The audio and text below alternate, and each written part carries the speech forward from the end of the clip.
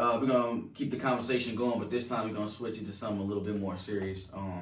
We're gonna discuss the most brutal dictator of all time. We both got two different ideas of who it is, so we hope that you listening to us, you can kind of decide, or maybe you might even decide to research and figure out what you think. It's important to learn about history because if you don't, then you'll never know where you're going. So. Yeah, and then I'll say one more thing: we're not celebrating these dictators at all. We are just pointing out the things that they did that were evil in history, and we want, like kind of how you said, you need to know your history. You don't need to know every little thing about it, but if there's some things you should know, is you should know how governments work, what a dictatorship is, and how that can affect people's lives and are still affecting people's lives to this day. Right. So yeah, that's just one of that. Well, with that said, I'm gonna mention somebody who I guarantee probably the majority of people don't even know was actual genocide, and this person's name is King Leopold of Belgium, King Leopold II. Basically, this dude was a evil incarnate. Basically, what he ended up doing is he had like a small reputation of being a man of philanthropy and helping communities in need and stuff like that, right? So basically, what he ended up doing was, this was around the time in 1885 when the European countries were going into Africa and they were just pillaging and raping the land for everything that they had to offer, and splitting it up and dividing it amongst each other. So basically, the way that he acquired the Congo, right? Now the Democratic Republic of Congo, right? Yeah. The way he acquired that was by making an appeal to the other nations. Because in order for you to be a ruler of a land, other countries have to recognize that you're the ruler, or it's just not. Yeah, it doesn't make sense. Valid, right. Yeah. So basically, what he ended up doing was he appealed to the Americans first, because he figured if I can get people from abroad, because Europe is a small country. Small continent. Yeah. So he was like, if I can get people from a different side of the world to recognize, this is my country, then Europe will follow. Right. So basically, he appealed to the U.S. and said, hey, man, I'm thinking about taking over Congo. Like, would y'all recognize this as my territory? So it's messed up because there was an American senator that he really appealed to. His name was John Tyler Morgan. He was the senator for Alabama.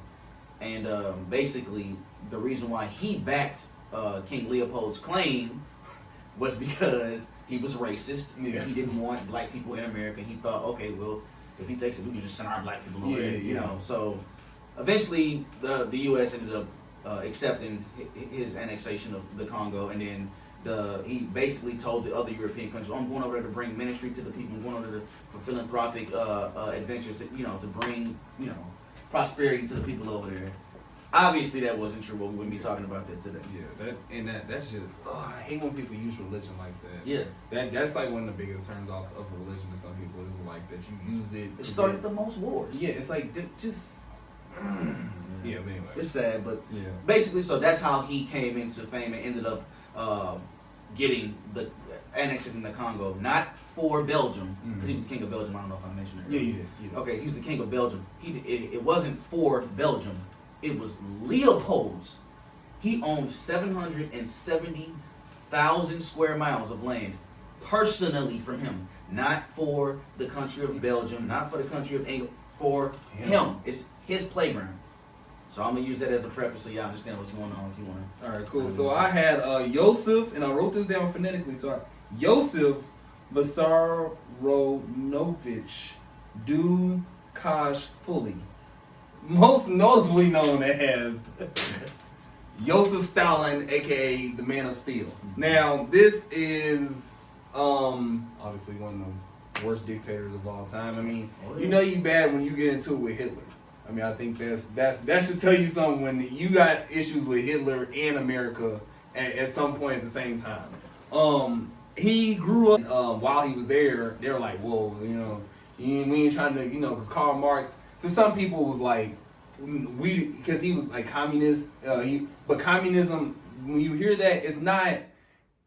Originally, it wasn't made to be like something bad, and that's no, what people, yeah. So people need to understand that it was to give power to the community and instead to the monarch. Into the monarch. So like that's what Karl Marx was preaching, and got into that and they kicked him out of school. And they said it was for bad grades, but if some people say it was because he was reading that and all that. And as he got older, he started to get into like politics. He started to be like that guy like that would unify unions and fight back against the man. Like, hey, we need to and how a lot of people get into power. That's kind of how, like, if you kind of know the theme, like they start off kind of doing something good for other people. Yeah, you appeal to the working man. You appeal to the working man. So he was appealing to them. He was doing all. Okay. So he works his way up to the prominent role of general secretary. Now that job title really should not mean much, right? It's a position of power, but because he was such a good influential person, he started using that and eventually was taking over. And he was working with Vladimir Lenin. And for all you that don't know, he was actually the Soviet Union, but he ended up dying, and that happened. So then he kind of like slid up into the position of power. Joseph did, and once he got into power, he was doing horrible things. And one of the things the gulags, right? Now we hear the gulags, we think of Call of Duty, right? I hope that's not your first. A lot of people think of gulags like for the younger kids. Yeah, for the younger kids, gulags the Call of Duty. Yeah, you can come back. Yeah, I can. It's lit in the gulag. You wasn't coming back from the gulag. Yeah, no, the gulag was not somewhere you went. It was in Siberia. They sent. It was reported, and there's several different websites that when they first started sending people to the gulag, it was the intellectual elites. That's what he was sending there. People that were smart enough, and they were like, what you doing is low key not okay. Like you're doing something kind of messed up. So what he did was wild. He had an open debate with these people, right? He had like, okay, if you disagree with me, I want you guys all let's have an open debate. He used that debate to just figure out all the people that was against him. He's like, all right, bet. I'm sending y'all getting sent away. He sent 200,000 of them to the gulags, right? 150,000 of them. 2,000 people to the gulag. 1,500 people died. That's a fourth of them survived. So like he said before, the gulag is not somewhere you go and I can't wait to get redeployed. No, you go there to die from them killing you, work you to death, or all kind of things that can happen to you. And he basically ruled, and he had another thing that he did, which was called the Great Purge. It was from 1936 to 1938. Now imagine being so paranoid that you literally, not figuratively, you literally kill everyone that you even have the slightest hint is going against you. And that's what he did. In his staffing and in his military, he killed 3 out of 5 of his marshals. These are I'm gonna break these down to small figures so you can understand. 3 or 5 of his marshals, 8 out of 9 of his admirals, 13 of 15 of his army commanders, 50 of 57 of his corps commanders, and the list goes on. He was literally, and it ended up backfiring him on the end, because when you kill that many people, or send away, it was kill or sent away to the gulags, which you're eventually going to die anyway. You have now the people who come into power are going to be yes men, and they're going to be inexperienced. They don't know what they're doing. They built their way up. They're just, I'm here because the dude above me died. Yeah, because you killed him because he disagreed with you, or you was suspicious. Rubber became a hot commodity. You started to get like war machines, gaskets, and tires and things like that were needed for automobiles and things of that nature, right? So rubber was a hot commodity, and the Congo was full of rubber tree plants. You know what I mean? So obviously, this is around the time colonialism, where they coming in, they carving up Africans, they taking out the natural resources. So what he decided to do was take 770,000 square miles of property in Africa and declare for himself, not for the country of Belgium, for himself. And basically it was his playground to go over there and say, hey, y'all need to do this. Y'all need to do this. Y'all need to do this, right? So basically what he did was he forced the locals, he forced the men to go out and harvest the rubber. So basically the way you do it is you have to gently tap into the tree and let the sap die, because if you go too far into the tree, it'll die, and if you do it too less, it's not going to be enough to drop out. So it was a very tedious thing you had to do, and it took 4 hours for it to drip out. So they sent these men out in the fields to go do this, for hours and hours and hours on end. So what ended up happening is those men go out there, and then they either A, die you know, from being overworked. B, died because they didn't meet their quotas. You know, or C, they working so long out there that they don't end up having kids. So what ended up happening is before Leopold ever came to the Congo, the population was 20 million.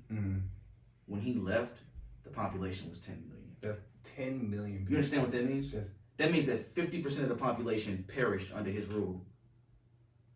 That's ridiculous. I mean, that's a jarring number. I mean, that is ridiculous. 10 million. You know how many 10 million people is? And I think under Stalin, I want to say 20 million people died. And check this out.